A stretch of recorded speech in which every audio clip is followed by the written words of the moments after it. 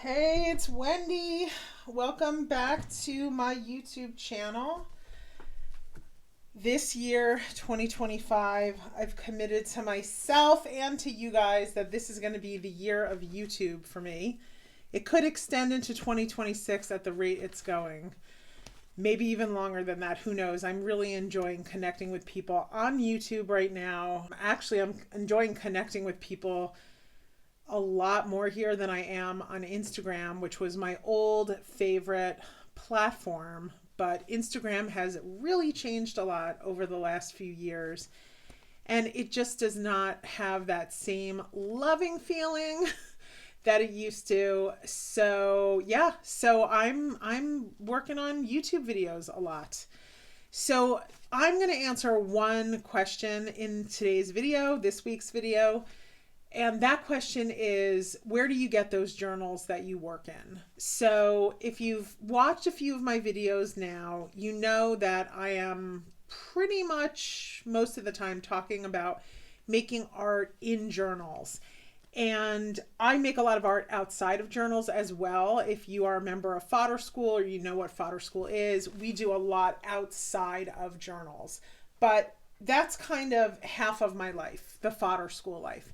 The other half of my life is, I guess, what I would loosely lump into the category of art journaling. Like in some way, it just falls into art that you make in a journal. I'm making this video because I want to explain to people what it is. They say, where do you get those journals?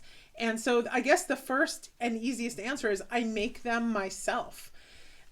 It's a big part of my artistic process, just going through the process of actually constructing a journal. So when you're making a journal, you're basically choosing for yourself the cover, the way you want it bound, the materials that you're using, how it's going to feel. But even more important in many ways than the cover is the papers that you're binding into the journal. So as far as covers go, you're basically choosing between some type of soft cover versus a hard cover.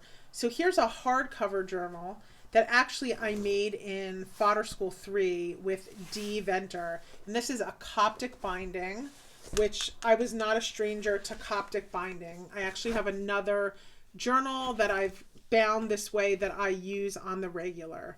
So, but these journals have hard covers and it's wonderful. Coptic bound hardcover books are amazing, but for the most part, I am working in these soft cover journals, which are the subject of an entire course on my platform called the Willa Journals course.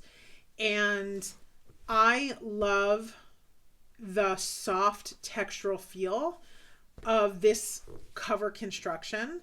And the other thing that I love is that with all the journals, both the hard and the soft cover journals, I'm the one who's choosing the paper that goes inside the journals.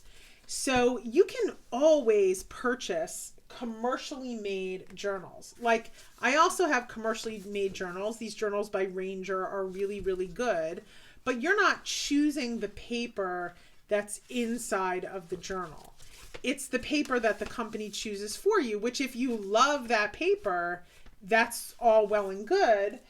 But I want to have that level of control of the paper that's inside. This is a commercially made journal by Etcher. It's got really high quality watercolor paper inside of it.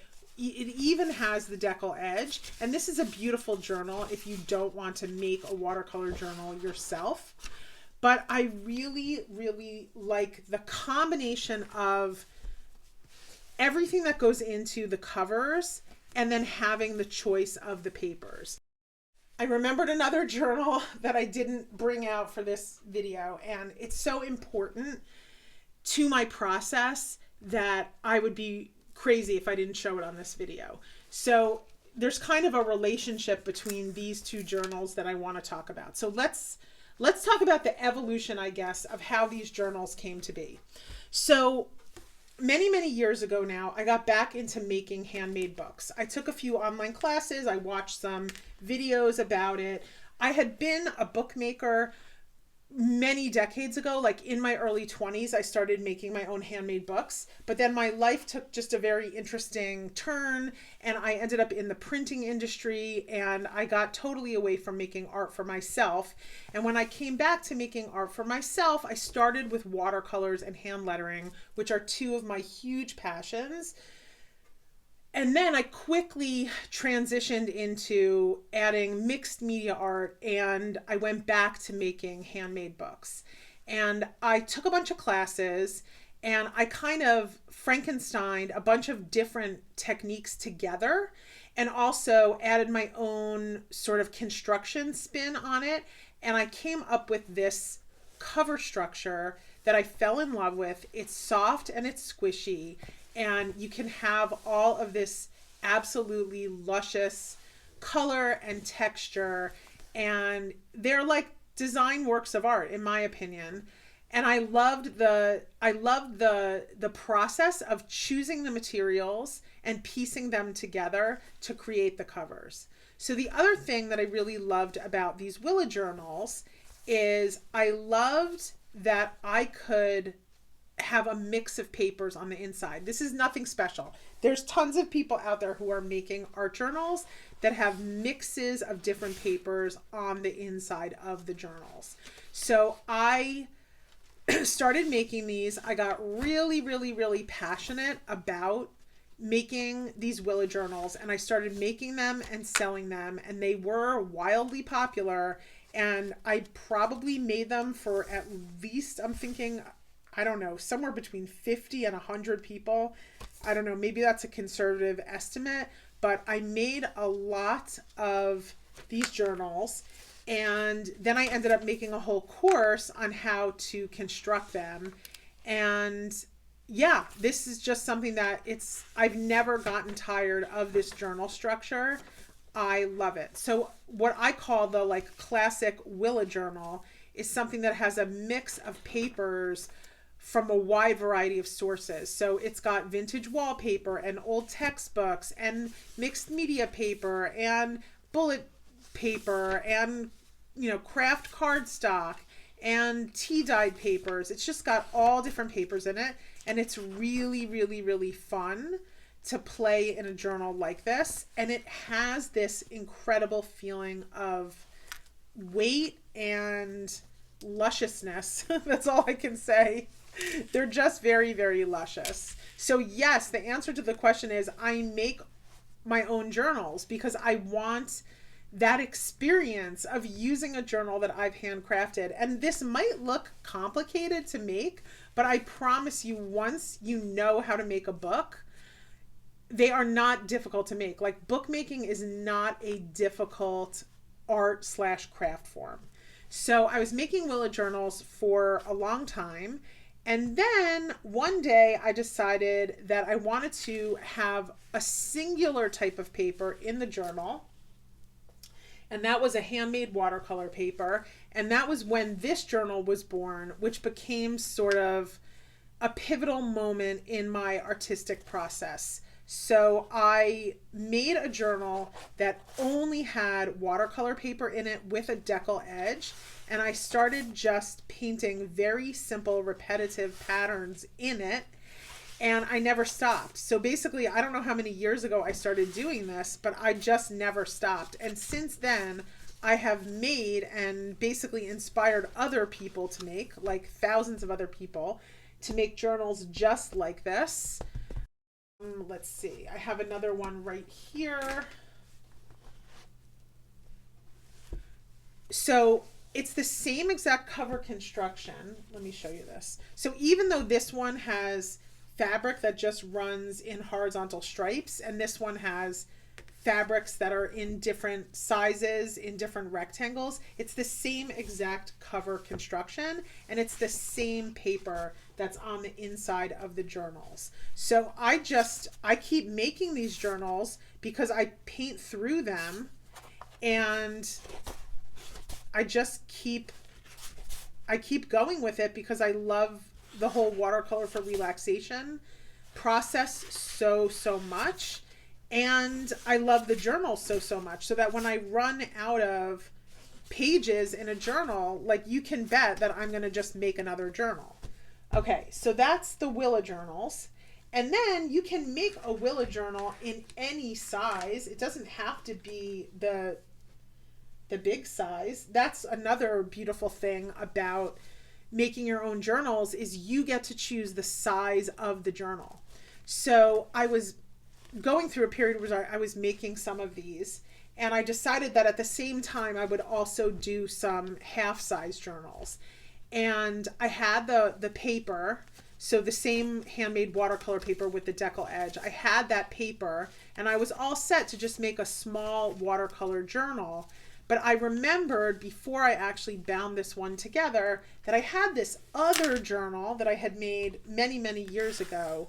And what I had done is I had combined Arches watercolor paper with other mixed media collage fodder type papers. So basically what people know as messy papers or under papers. And I really liked working this way a lot. So essentially every spread has watercolor paper. So you have the opportunity to do watercolor for relaxation or leaves and florals, something like that.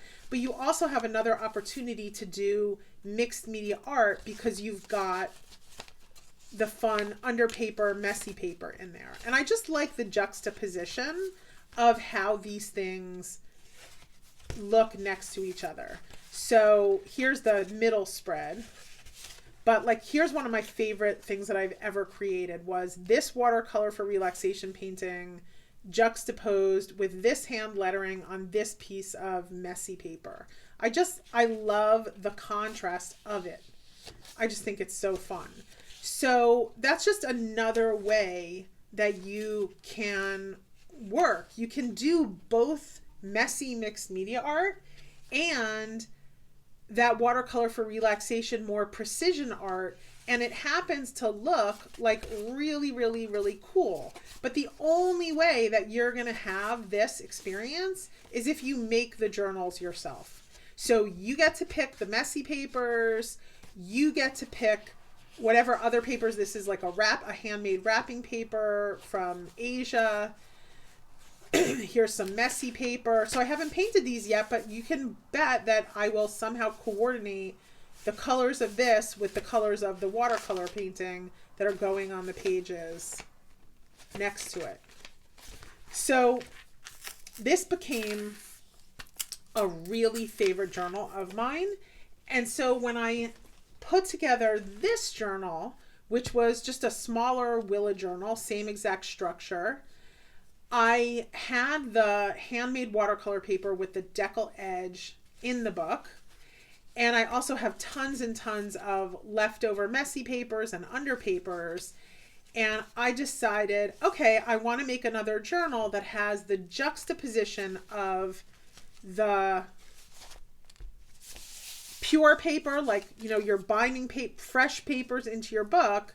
I wanted to do another one where it had the juxtaposition of the messy papers and the under papers, and I put it together and I started working in it, and now I love this one just as much as I love this one. So even though I'm not using this one as a watercolor journal, I'm using it fully as a mixed media art journal. I'm finding out that I absolutely love this handmade watercolor paper for mixed media art as well. So I think that this paper is just, you know, it's got some complications. I have to be honest with you.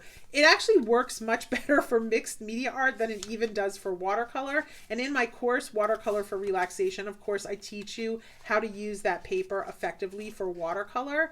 But as far as like mixed media paper goes, I'm really, really happy with this paper as just art journaling paper. So I think I'm kind of forever gonna use that paper. So you can just find any handmade watercolor Oh my gosh. You can find any handmade watercolor paper out there that has a decal edge. You just look on Amazon or whatever. Khadi paper is one of the brands, Khadi. Khadi paper is amazing. And you just bind that paper into your journal. And you just get this beautiful textural wonderful feeling. I mean, it's amazing. So here's my messy underpaper, or whatever this was. It looks like it was actually a jelly printing wipe off sheet. And then I'm doing mixed media art on the other side. And I don't know why. I like the mix of the two. I like the mix of the two. Here's the messy paper. And then here's where I start having opportunity for fresh mixed media art. So that is why I make my own journals. That answers the question of what journals are you working in? So now forevermore, when somebody says, what journals are you working in? I'm going to point to this video. So I'm basically pretty much most of the time always working in what I consider to be a Willa journal. And then it's filled with the type of paper that I want to use in that journal. So there's your answer. It's got covers that I love. One of the things about the covers that I love that I haven't mentioned yet is that I have a huge passion for vintage sheets from the 70s, maybe the late 60s.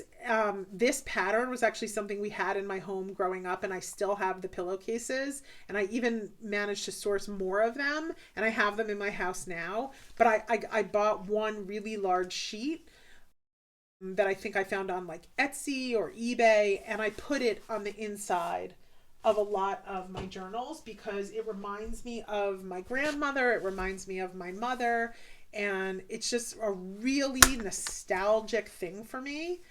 And yeah, so that's another reason why I just love making my own journals. It's like you get to use the fabrics, the colors, the thread color, anything. You can add things to your journals. Like I've added stuff to the covers. You can have buttons. This was a vintage button I found with a W on it. There's so much personalization when you make your own journals. There's nothing like it. If you are watching this video and you have not yet begun making your own art journals, I highly recommend it. It's just a very, very personal experience. So here's a rag from making mixed media art. Absolutely just wonderful fabrics that I hand distressed. This was a Fodder School 1 project called the Wage Piece Book, where we decorated fabrics and we made these really wonderful textural books. But it's not the same exact cover. So if you learn about this process in Fodder School 1, or I also offer the course on my platform. It's called the Wage Piece Book. It is a slightly different cover structure than this, because this is the Willa journal cover structure and this is not, although there's some overlap.